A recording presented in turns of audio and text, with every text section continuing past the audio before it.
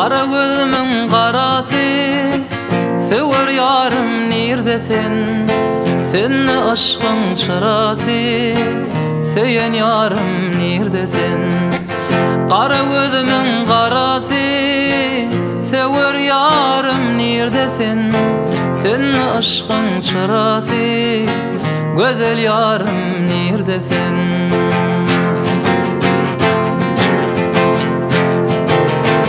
Sensiz lelem sayramaz bağımın bülbülleri, sensiz gülüm açılmaz bu sehramın gülleri.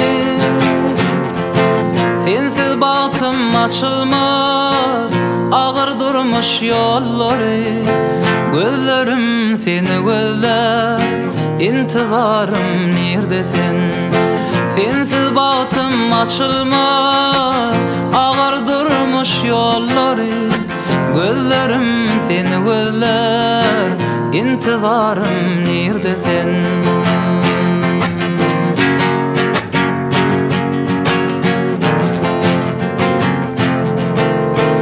Arzum sensin güzel, vasfına yazyan azal.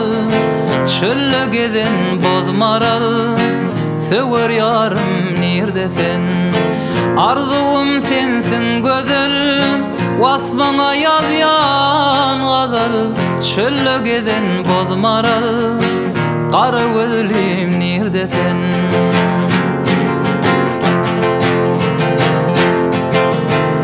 Kıydıregün dinlesin, aşık yedin sevgisin. Beyle sevgi yedidim, hiçbir aşkı koymasın. Bahşedeyin sevgilim, yaş kalbimin duygusun. Eşitmemin ovazım, nerede yarım neredesin? Bahşedeyin sevgilim, yaş kalbimin duygusun.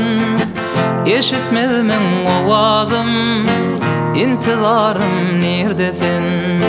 Sensiz bahtım açılmaz ağır durmuş yolları. Gözlerim seni gözler, söyleyen yarım neredesin?